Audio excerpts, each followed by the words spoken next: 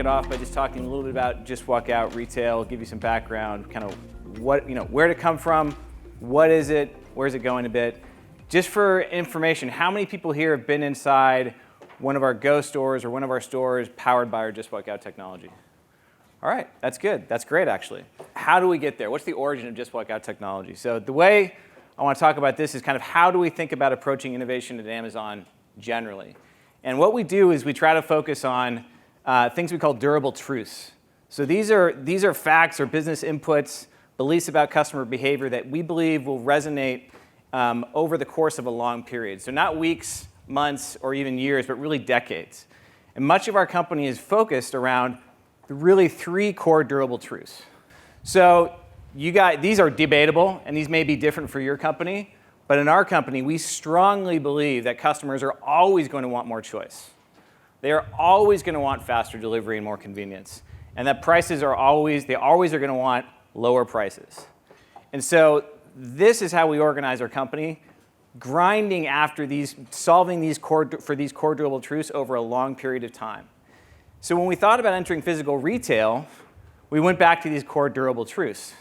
And we said, what are the core durable truths in physical retail that we can address, that we can go after with our capabilities and technology and customer experience?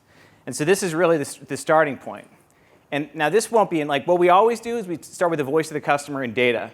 Now for you, who have lots of experience with physical retail, these probably won't be deep insights, but for us, this was the jumping off point. So here's a piece of data. The thing we started to gravitate towards almost immediately, and this is from 2019, so way after when we first started talking about it, but the fact that it's still true now speaks to it being a durable truth, but the thing we narrowed in on very quickly was customers hate lines. Customers don't like checkout. Top pain point, long lines for payment at checkout. You guys are going, right, we know that. Second piece of data here from NRF, again, recent 2020. Where does convenience matter? At checkout. So the durable truth that we latched onto when we started thinking about physical retail at Amazon was, how can we make checkout better? So that was the jumping off point. But then someone a lot smarter than me kind of took it to the next step. And they didn't just say, hey, how can we make checkout better? They really asked, what if we just got rid of checkout completely? What if we eliminated the pain point? Not alleviate the pain point. What if we just completely eliminated it? And that really has been the jumping off point for years of investment. New formats like Amazon Go Grocery. We're now introducing this into our grocery stores. And even more importantly, for this group today, we are now starting to license this technology and integrate it with external customers. So third-party retailers who are using our technology in their customer experiences. So for those of you who haven't seen what this looks like, we're going to play a quick 2-minute video and give you a feel for what it is, working with one of our first customers here, Hudson.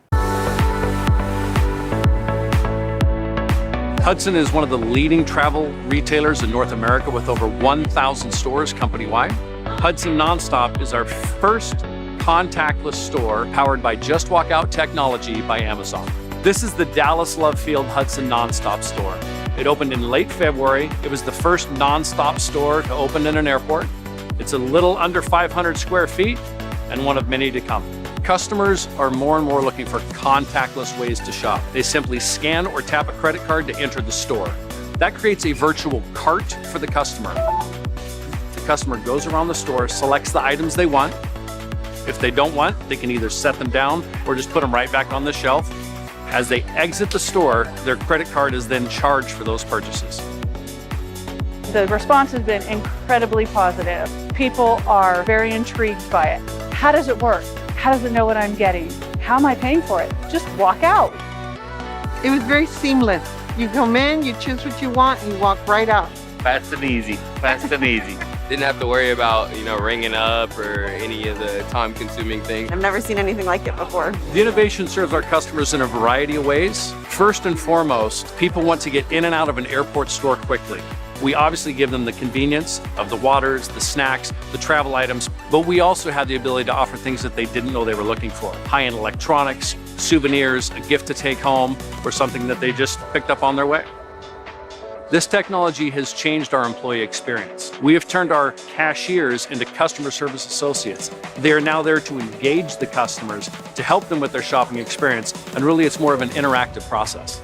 The partnership with Amazon has been very, very productive and very easy. This technology gives us a competitive advantage. People are looking for this now and they're coming to us trying to seek us out. But the support from the Amazon team was incredible. From training, through store construction, through setup, Amazon partnering with us the entire way. This Hudson NonStop concept with the Just Walk Out technology has given customers and employees in the airport something to look forward to. It's new, it's different, it's innovative, and it's nothing they've ever seen in an airport before.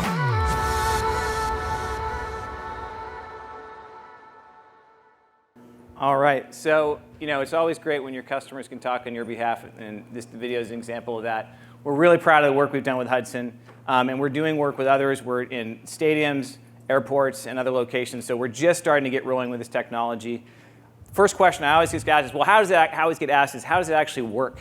And what we're doing, I could give you a 3-hour presentation on how it actually works, but what we're doing is really using a combination of advanced technologies. So we're using computer vision. We have cameras in the ceiling. We're using sensors on the shelves. We're using sensor fusion, which is a technology by bringing those two things together. And then we're using advanced machine learning and vision algorithms to really figure out and use all that technology together to answer one simple question, which is who took what? So we're really focused on what did you take off the shelf? What did you put back? Because that we keep your virtual cart, so when you walk out the gate, we know exactly what you took, and we know how to charge you. And the technologies, all these technologies enable that, but they also enable a lot more. Now, and so we're just kind of getting started. And so a couple other areas that you guys may not be familiar with are 2 more technologies that are also focused on this durable truth of improving checkout, eliminating checkout, reducing friction. So first, we have our Amazon Dash carts. So if you've been into our new grocery stores, you'll see these Dash carts. And this is a different way to deliver a checkout-free experience. You check into the cart with a QR code from your phone. It automatically links the cart to your Amazon account. You go around the store and you shop. And when you're ready, again, you just walk out. But this doesn't require cameras in the ceiling, doesn't require sensors in the shelf. You can add it into an existing store experience very easily. Second, we have Amazon One. This is a new biometric recognition technology based off your hand, your palm, that we use for identity. So we have about 50+ stores right now in Amazon bookstores, Amazon Go, some Whole Foods locations that are using this technology. And you basically, again, you link your palm to your Amazon account, and when you want to pay, you just go up, you wave your palm over this thing, you pay, you don't even need to pull out your phone. Now, everyone thinks, hey, paying with your phone is pretty easy. Imagine not even needing your phone. So again, we're focused on bringing these technologies to third party. We just launched our first external partner last week with Amazon One, with AXS ticketing in the Red Rocks auditorium in Denver there. So we're beginning to push these out as well. So the last thing I'll bring up is, before we go into Q&A, is why is Amazon up here talking to me about physical retail? You guys are digital. You guys don't have a lot of deep experience in physical retail. And yes, as operators in physical retail, we're relatively new to the game. There's, I think Taco Bell, last night, 60 years old. So we are relatively new to physical retail. But in this space, we are the leaders. When it comes to checkout-free, friction-free retail, we have more stores operating than anyone else in the marketplace today. We have been doing this for many years. We've transacted millions of transactions. We know all the edge cases. We've been working really deeply on this. And we believe that because this is a durable truth, we should be investing for the long haul. So we are continuing to invest, to improve, and that's why we're now comfortable taking it out to work with external retailers as well. So that's the presentation I have to give, and I look forward to answering some questions. Yeah. So really getting into it, what's the big vision for Just Walk Out? I mean, when I'm looking at that video at Hudson, I would imagine for a lot of people it's foreign, and obviously to get used to that technology. Do you guys think that customers in a few years from now are going to be expecting this? It'll become ubiquitous where this type of technology, whether it's yours or other people that are delivering, but of course. Yeah, I mean, what I would say is I would go back to the comment last night about innovation and having to lean forward innovation, and the comment we saw just here. I think it's our role to always be pushing to looking into the future and to always be pushing towards the next advancement and using technology to solve the problems that customers are telling us that matter.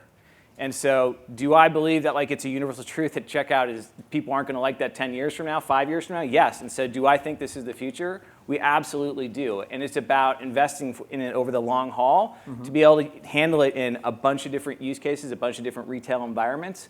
So I believe in, this is the future, and we are investing in it with that belief. And once customers see that and they experience it, it's hard to kind of reframe it and go back. Yeah. So obviously, You everyone can't put the genie back in the bottle. Well, it's like everything right now with convenience and technology. Right. Once you Right. experience something, you expect everybody else to have Yeah. that similar Yeah. technology. Yeah. But I know it's not with Just Walk Out. I mean, it's not as easy for, say, an apparel retailer to deploy this type of technology. So, what have you learned from the first Amazon Go stores, which I think were around 2,000 square feet, right? Right. So we've launched with stores that were 2,000 to 5,000 square feet, and then we advanced. So that was Amazon Go, and then we advanced to 12,000 to 15,000 square feet, Amazon Go grocery stores. Yeah. We just recently launched in Seattle our first full-size grocery store, around a 30,000 square foot Amazon Fresh grocery store. Yep. So we've kind of been moving up the complexity change in terms of size. But most of you, if you look at all those formats, most of them are more kind of packaged goods formats, right? So that's where we're putting most of our emphasis today, because the planograms are fairly stable, the products are fairly stable. So we are not yet in kind of the specialty general merch zone as well, because there's a lot more dynamism in product, merchandising, and placement than you see in those more structured kind of planogram stores. So that's where we're getting started, but it is, you can see where this technology can take you in the future. It's very early. I mean, we are 7 or 8 years into it, but it's still very early for this type of technology. So earlier you said that you guys were trying to figure out how to improve on the checkout, and then someone internally said, let's get rid of it. Someone you said much smarter than you. I'm curious, was that Jeff or is it somebody else? There's a lot of, I can't even say who that was because I wasn't there at the time. I actually joined the team, probably a year or so after they started working on all this. And there's a lot of people, who contribute to this type of stuff in Amazon. The way we think about innovation, it's not one person saying do it this way or that way. Obviously, Jeff has a big influence, had a big influence on pushing us to be constantly thinking about the future. He always would say, your job is as a leader is to make sure you're spending a good part of your time not living in the present, but living in the future. And if you're living in the future 1 to 2 years ahead, then you're doing that job for your team. You're thinking ahead for them, and how do you bring your team into that space? Because it's super comfortable to live in the now, but living in the future is our job when we're trying to think about how we bring innovation to our customers. So it was just announced that 2 Whole Foods locations are going to have this technology coming in the new year. Right. So just back to that question, like loose produce. Yeah. You guys, that was, I think, what I've read was one of the more challenging things that you had to figure out with the technology. So how is the technology, is it just the technology's gotten better, or the algorithms? Is it a combination of all those? Technologies, we're continuously investing, continuously focusing on how do we solve those problems. So loose produce was the big jump from Amazon Go, those kind of 2,000 to 3,000 square foot convenience stores, to go grocery, which was our first kind of attempt at being a full grocery, even though it was in a smaller 12,000 to 15,000 square foot format. Was one of the big things was loose produce. Also things like bread and, really kind of basic things that everyone in this room would take for granted, like, hey, donuts in a donut case versus being individually wrapped with a big barcode slapped on the front, right? Like enabling the basic use cases that most people in this room take for granted requires innovation and technology. So when you think about loose produce, you've got a big bin full of, let's say, tomatoes, bananas. You've got the standard customer behavior is I'm going to pick the right banana, and then you're shopping next to me and you're picking a banana or a tomato or an avocado. Who took what all of a sudden becomes immensely more difficult because you're shopping and I'm shopping at the same time from the same area. We're both pulling items out. So just solving that simple behavior is really hard. And our philosophy is that we shouldn't have to change the way customers behave. Yeah. Our technology should work around our customers, not the other way around. So we spend a lot of time making sure that when we build things, hey, is the customer able to shop the way they want to and the way they know how to? We shouldn't need to retrain our customers to shop. They know how to shop. The job of our technology is to interpret those signals in the right way. So you were shown before with the biometric thing with the handprint there. So are there any privacy concerns that customers have with knowing that there's cameras in there? So can you explain for the audience what the technology is? Is it, So what we're not doing, especially in what we're not doing in our Just Walk Out stores, is we're not like doing face recognition. I'm not walking up to the entryway and it's going, oh, that's Cameron Janes, and letting me in and doing all sorts of things. we're either entering directly off of a credit card, which is, you can just use a credit card to enter, and now we're just associating with your credit card, or we're doing it off of your Amazon account with a QR code. But when you come in, we're really looking at you kind of as a blob as you walk around the store. Not Cameron, but a blob, and we identify, okay, you went here. Then we're focused really at the shelf level. What did this customer take? What did they put back? So there's not a lot of biometric technology in there. Now, when you get to Amazon One, of course, there's biometric technology. We're looking at the unique, features of your hand, and even the unique subcutaneous features of your veins on your hand. But like everything we do, we know security and privacy is absolutely critical. And I can't get into, I'm not an expert on Amazon One, so I can't get into all the deep security details. But we design that in such a way that it's highly secure, it's highly private. We're very upfront with what we're doing, how we utilize that information. We really focus on using it for identity only. And customers have complete control of their data at all times. So, of course, we know customers have these concerns, and we are focused on building solutions, technologies, capabilities that really, again, work around those customers' concerns and address them directly. So outside of the convenience element, like for retailers, can you share, I know that you can track if somebody goes in, picks something off the shelf, looks at it, puts it back, right? Right. And some of the other, I guess, benefits and the data that you're able to provide. Yeah. So, obviously we can do things like, hey, we can create a checkout-free experience. So what that does for retailers is that enables them to take their team and focus them on other aspects that they may not have been able to put people against before without changing the economics of your stores. So you can do things like have people focus on customer service, have people focus on replenishment, and really kind of put your team directly at the service of customers during the shopping experience when it adds a lot of value versus at the end when they're just trying to now I'm trying to leave. We also are starting to think about what the advanced analytics we can come off of this. So you talked about we can know when a customer considers a product, decides not to buy it, and puts it back. Now think about that, or we can know, let's say you have multi-phase product all throughout the store and you're not 100% sure where it's coming from because you're not tracking it at a finite level. Well, we can do that with a high degree of detail. We know exactly where that product, what shelf it was taken from. And so you can start to get really deep analytics on your merchandising, your planogram, your store layout efficiency, and things like that, because we know where customers are shopping, where they're not, what they're looking, what they're trying, what they're considering, what they're putting back. You can even think about sampling programs where we can close the loop because we know who took a free sample that you didn't charge for, and then if they went, if you then tied that back to their online retail behavior, did they actually buy that product in your online environment? Oh, that's pretty interesting. So if they pick it up in the store, then you can see if they purchase it on Amazon. Because samples, you don't, even if you are a retailer that is great at recognizing your employees from their purchases, maybe you have a loyalty program or what have you, you don't charge people for sample products. So you don't usually, that usually falls out of the loop. And so in this case, you'll know if someone took a sample product, and then you can tie it back to their behavior after the fact. So what is a potential roadblock to convincing or getting a company to think about pursuing this? Well, of course, it's disruptive, right? So, we have to put cameras in the ceiling. We have to come into your stores. You're going to change your POS. It's a new operational model for your team. I think there's two ways. As far as the retailers we've worked with so far, there's kind of two ways they think about it. They think, how can I take some of my existing store models and layer this capability, layer this experience on top of them? Others take it another step, and they say, how can I completely rethink my customer experience utilizing this technology? Now, the Hudson NonStop store is a good example of that. They have a bunch of inline stores in airports that you've all experienced, but they said, hey, we're going to take it, we want to try something completely different. How can we put stores in the underutilized places in airports that are also extremely full of customers and drop this new sub 300, sub 400 square foot concept in them? So they are using it to rethink and bring up new possibilities or areas that were probably blocked from them before to bring in new ideas. So when you look at that from that video before, how many customers can actually be in that store at one time? Oh, how do you prevent I don't say the gimmick, but people are like, oh, this is cool, lining up outside to get in?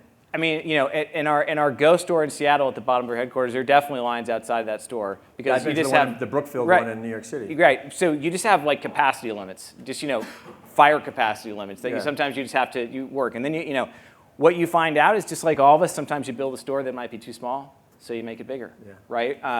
So people are lining right. up to get into a store so they don't have to line up at the cashier. Yes, right. Well, that goes back down to then like what's the merchandising you have, Yeah, the yeah. placement, location. It's still more convenient for the fact of it. But again, you can put more gates in, get more throughput, Yeah. build a bigger store. There's not a reason that store we just saw in that video couldn't be twice as big. Sure. I mean, but they were trying to fit that store into a particular space. So there's no technology reason not to build a bigger store there. It's really about the physical real estate opportunity, the location opportunity, and then, quite frankly, like as all like this, the question that all of us have in physical retail is how big of a size do I need to capture and maximize the opportunity? Sometimes you build too small, sometimes you build too big. Finding that balance. So we just have a couple of minutes left, and I'd just like to focus just a little bit more just on, because you oversee physical stores, so. Yeah, I'm not over all of physical stores at Amazon. I'm over a big chunk of it, but. Big chunk of it. Yes. Okay. Well, Amazon last month, I guess, eclipsed Walmart to kind of be the largest retailer outside of China. I think, and estimates had, $610 billion in e-commerce sales. Why physical stores for Amazon?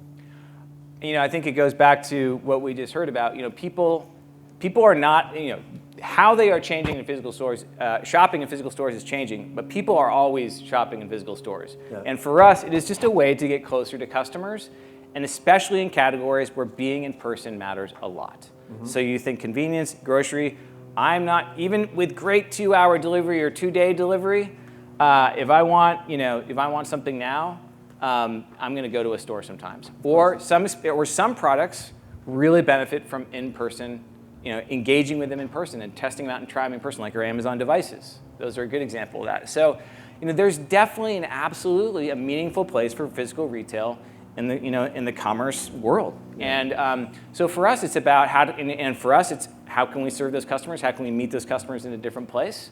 Or in this case, how can we help other retailers do the same in a different, more advanced way? So I'm sure everyone here has the question, because of the news that came out a few weeks ago that Amazon could potentially doing department stores. And I'm kind of guessing that you're going to say no comment. But You've guessed correctly. All right, there we go.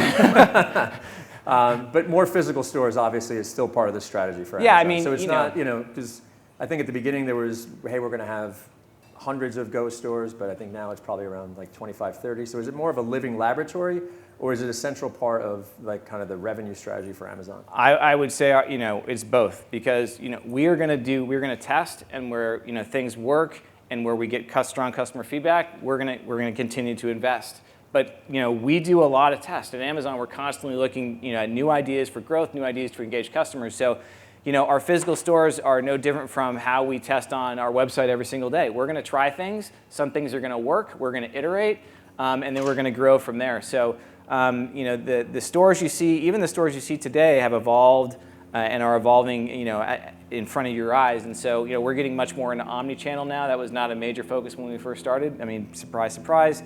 So, they're both a test and a long-term strategy.